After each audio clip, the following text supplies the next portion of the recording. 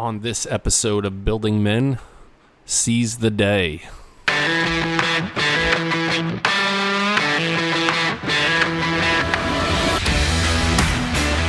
Welcome to the Building Men podcast. I'm your host, Dennis Meralda.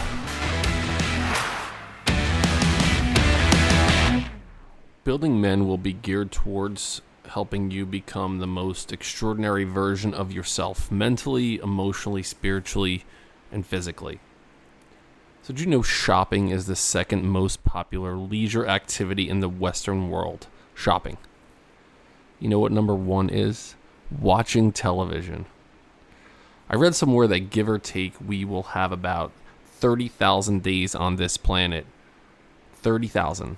When I start to think about that number and realize that I've had about 16,000 days under my belt already, I started to question how many of those 16,000 days that I get the most out of, and how many would I love to have back. So if give or take I have a little bit more than 14,000 days left, I am damn sure going to get the most out of every single one of those days moving forward. In 23 BC, Roman poet Horace wrote the phrase Carpe diem in one of his works. Carpe diem is loosely translated to mean seize the day. So let's think about seizing the day. Taking each day, conquering each day, and making it yours. How do we currently map out our days? Let's say that we sleep 8 hours a night. We have about 16 hours left each day. The way that we start our day can reframe everything. Is the start of your day proactive or is it reactive? Do you dictate your thoughts each morning or are they fed to you? Do you wake up, look at your phone, see if you have any text messages, what's going on in Facebook, in Instagram, in Snapchat, in whatever? Sit down and watch the news, see what's going on in your community, in the world. All of this is reactive. You check email, you send an email, you check Instagram and Facebook again. All of this is someone else's thoughts, their posts, their pictures. And this is how so many of us start our days. While I'm still trying to figure out exactly what seizing the day looks like in my world, I know what it doesn't look like. So, do we want to seize the day, or do we want to have the day kind of thrust upon us? Do we want to have this inspired, I can do anything mindset or feeling? Of course, we all do, but how do we go about doing this? So let's start at looking at the big picture and then work our way back to smaller daily habits. Big picture. Every day, do something to make yourself better, and every day do something to make someone else's day better. Make yourself better. Read something. Learn a new skill. Go for a run. Exercise. I was a middle school principal for a long time. I would take the 7th grade on a 3-day, 2-night camping trip. There were no phones, no outside influences at all. This trip was really about working together as a team and building confidence. There were a ton of activities that the kids got to do. There was archery, and they would go on hikes, and there was a survival course. But I would say, to me, like the most important part of the trip, where I basically spent my time, was at the climbing tower. So some kids could fly up this 50-foot wall, no problem. But others, they would start and then they would freeze. Fear would overtake them and they would be ready to give up. And the line that I would repeat to them over and over is, go one step further than you thought you can go. After each additional step, I would repeat that phrase. And the climber, as they would listen and, try to tackle their fear, they were building confidence and capacity. And many of them, before they knew it, they were at the top of the wall. So I will say this to you. Go one step further than you thought you could. If you're doing something to make yourself better each day, go one step further. Instead of sitting on the couch, go for a run or a light jog or a walk, but commit to doing it. And when you think you can't go another step, go one more. Then tomorrow, go one more.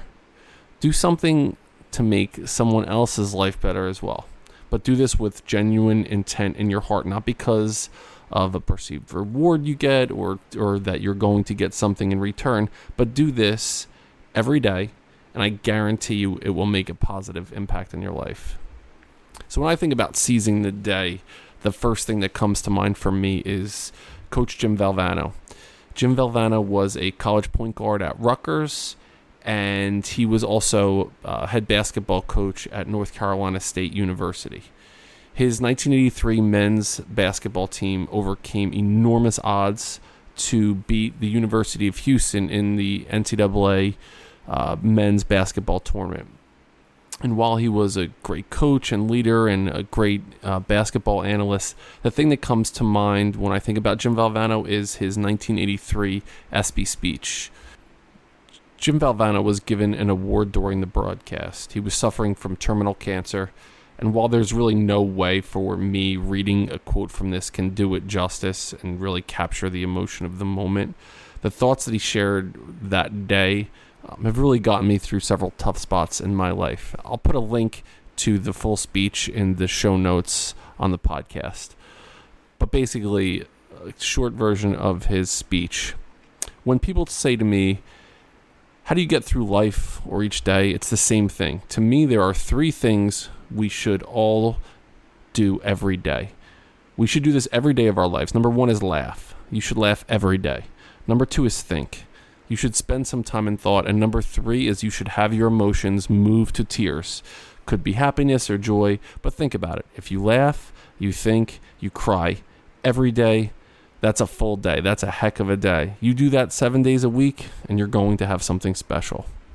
When we think about seizing the day, something to make yourself better, something to make someone else's life better, and then Jimmy V tells us laugh, think, and cry. So do we want to seize the day? Do we want to have this inspired, I can do anything mindset and feeling? Of course. But how? How are we going to do it? So that was the macro level. That was the big picture level, to do something to make yourself better, to make someone else's life a little bit better. And then I shared Jimmy V's speech. On more of a micro level, though, how do you go about seizing the day? So a couple things that I think about are organizing my tomorrow today, thinking about what I need to do tomorrow right now. Make a list of what I want to accomplish, visualize completing those tasks, and then holding yourself accountable. You'll hear that over and over from me, is holding yourself accountable and then relying on other people to hold you accountable as well.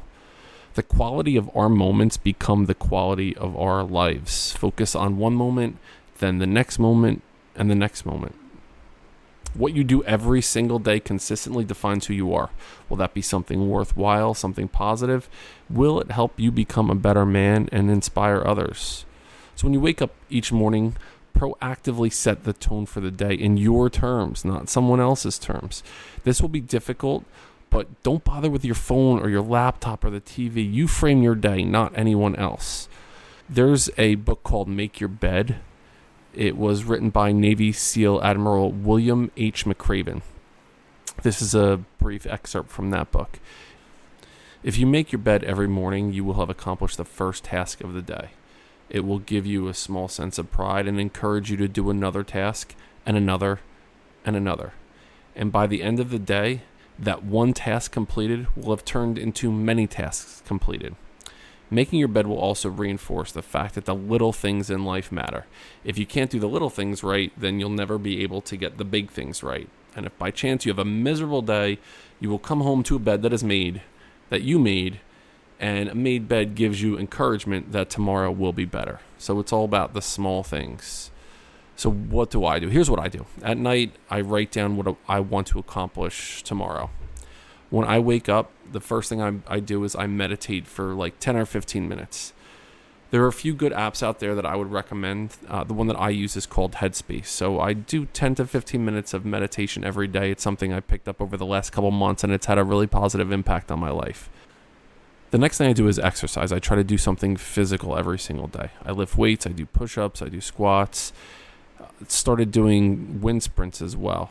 It took some time to get used to doing this, but it's become a habit that I absolutely love, and I love how I feel when I'm done. I really enjoy kind of pushing myself a little bit further physically each day. I started taking cold showers, and this sounds nuts and it's not fun, but there's something to it.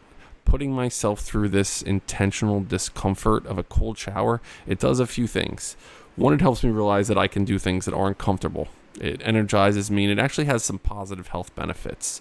It can increase blood flow, it could burn away unhealthy fat, and it releases dopamine into the body. And dopamine plays a role in kind of how we feel pleasure, how we strive, how we focus, how we find things interesting. And cold showers, like exercise, they kickstart your body.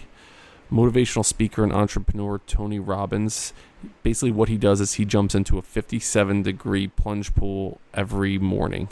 And he's convinced that this is really important for essential maximum productivity during the day. And if Tony Robbins believes in it, I figured it's worth a shot. Another daily habit that I've added to my list is I've started writing. I made a list of 52 topics that I wanted to talk about during the first year of my Building Men podcast. And so I kind of broke it down to maybe one topic per week over the course of 52 weeks. And so of these 52 topics, I open up a book and I jot down my thoughts or my ideas about one or more of them during the course of the day. And then I check on my to-do list, and then I get to work. So those are just a couple things that I do. It's not that you have to do those things specifically, but think about some things that you can do in your own day, some daily habits that you can introduce that will help you get to where you want to be. And if our task is that we want to do something to make ourselves better for the day and make someone else's life better, daily habits will help us get to that point. It's all about developing positive habits that will help you seize each day. Greek philosopher Aristotle says, "We are what we repeatedly do. Excellence, then, is not an act, but a habit." I'll put a few things in the show notes for today. The first will be Jimmy Valvano's ESPY speech, a link to that. Information about Building Men on Instagram, it will be building.men. And then the email address to reach out to me if you have any questions, any comments, or concerns, it is buildingmencoach@gmail.com. I will leave you with the last two lines from the poem If by Rudyard Kipling. If you can fill the unforgiving minute with 60 seconds worth of distance run, yours is the earth and all that's in it, and which is more, you'll be a man, my son. Go out there and seize the day. Do something to make your life better. Do something to make someone else's life better. See you next time on Building Men.